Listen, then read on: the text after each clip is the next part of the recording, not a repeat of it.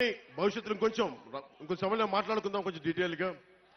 ప్రత్యేకించి పీఠాపురం నియోజకవర్గానికి నేను ఏం చేయదలుచుకున్నాను, దాదాపు 12 నుంచి 14 పాయింట్ల ఫార్ములా ఉంది.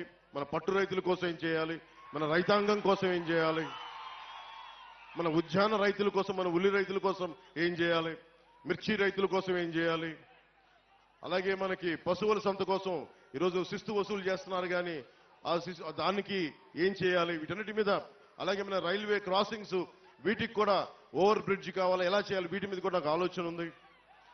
నాకు వీటన్నిటి గురించి మాట్లాడబోయే ముందు మీ దృష్టికి ఒకటే తీసుకొస్తున్నా. మీకు వైసీపీ ప్రభుత్వం కావాలా వద్దా అనేది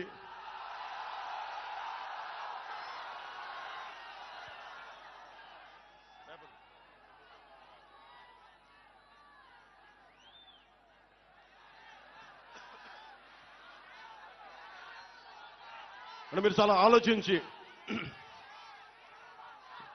ఎందుకు అడుగుతున్నానంటే, నేను నష్టపోయాను.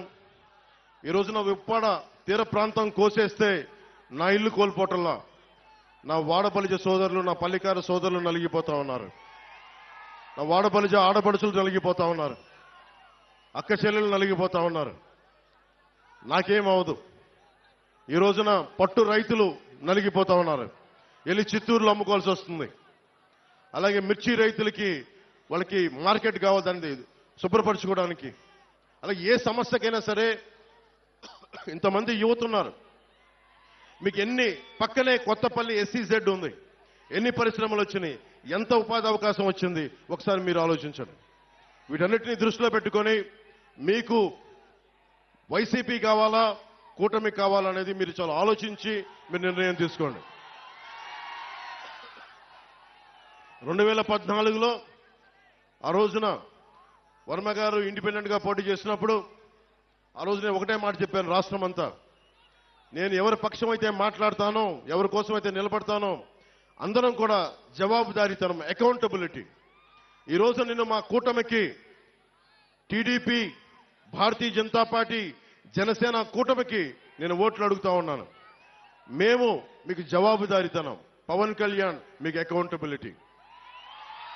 ఎందుకంటే నేనే పారిపోను, సమస్యని పరిష్కరించే దిశగా ముందుకెళ్తాం. పరిష్కరించలేని సమయంలో ఎంత సమయంలో పరిష్కరించగలం, మేము పడుతున్న ఇబ్బందులు ఏంటి, భవిష్యత్తులో ఏం చేయగలం, నేను మటుకు పారిపోను. వైసీపీ పార్టీ నాయకుల్లాగా నేనేం పారిపోను, నిలబడే తీరుతాను. నేను మాట ఇవ్వను.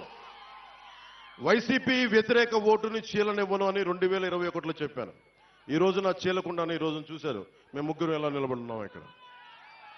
దేనికి అంటే అది ఒక దుర్మార్గమైన పాలనని ఎదుర్కోవాలి అంటే అంత సాధ్యపడే విషయం కాదు.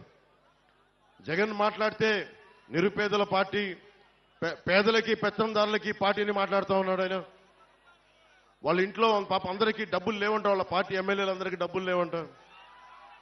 కాకినాడలో ఉన్న ఈ మాఫియా డాన్ దగ్గర డబ్బులు లేవంట.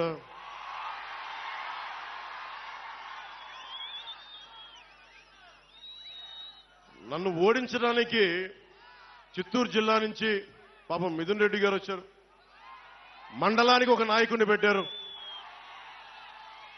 అరే పవన్ కళ్యాణ్ దగ్గర ఏమంత శక్తి ఉందే, ఒక్కడి మీద ఇంతమంది కక్ష కడతారా? ఒక్కడి మీద అతని దగ్గర శక్తి ఏముంది? పట్టుమని 25 మంది ఎమ్మెల్యేలను కూడా నిలబెట్టలేని పరిస్థితి, కనీసం 2 ఎంపీలని కూడా గెలుచుకోవాలని తపన పడుతున్నాడే. అతని మీద ఇంత కక్ష దేనికి ఇంత కక్ష? భవిష్యత్తు మనమని తెలుసు. వైసీపీకి నిలబడతాం, కొట్లాడతాం, చొక్కా పట్టుకొని ఈడుస్తాం, రాజకీయ నాయకుల్ని అకౌంటబిలిటీ తీసుకొస్తాం, జవాబుదారీతనం తీసుకొస్తాం. ఆ భయం ఒకటే అడగండి, వైసీపీ నాయకులు వంగా గీత గారిని కానీ ఎవరైనా సరే వైసీపీ నాయకులు మండలానికి ఒకళ్ళు వెళ్తా ఉన్నారు, వారిని ఒకటే అడగండి, సుద్దగడ్డ కొండ కాలువ ఈ ఆధునీకరణకి 170 కోట్ల రూపాయలు నిధులు విడుదల చేసినా ఎందుకు ఆపారని అడగండి, ఎందుకు సంతకాలు పెట్టాల్సి వచ్చిందని అడగండి. వాడికి సమాధానం చెప్పి ఓట్లు అడగమని చెప్పండి. చేబ్రోలు పట్టు రైతుల కోసం ఏం చేశారని అడగండి.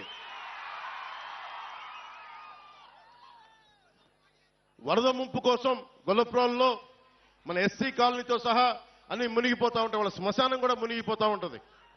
అలాంటి సమస్యల మీద వాళ్ళు ఎందుకు వచ్చారు? అవన్నీ తీర్చారా? ఈ రోజున ప్రతి 54 గ్రామాలు చెప్పి తిరుగుతా ఉన్నారు. మండలానికి ఒక నాయకులను పెట్టి తిరుగుతా ఉన్నారు. ఈ 5 సంవత్సరాలు మండలానికి ఒక్కొక్క నాయకుడు ఎందుకు తిరగలేదు? నిజంగా సమస్యలు ఎందుకు మీరు పరిష్కరించలేదు? మీరే కనుక పరిష్కరించుంటే పవన్ కళ్యాణ్ అవసరమే లేదు పిఠాపురానికి. మిమ్మల్ని నెత్తి మీద పెట్టుకుంటారు కదా. మీరు సమస్యల్ని పరిష్కరించలేదనే కదా ఈ రోజున జనసేన, టీడీపీ, బీజేపీ కూటమిని బలపరుస్తున్నారు ప్రజలు. అందుకని దీన్ని దృష్టిలో పెట్టుకొని మీరు ఒక్కసారి ఆలోచించండి. ఆ సౌండ్ ఎక్కువ, గాలి తక్కువ పార్టీని నమ్మకండి.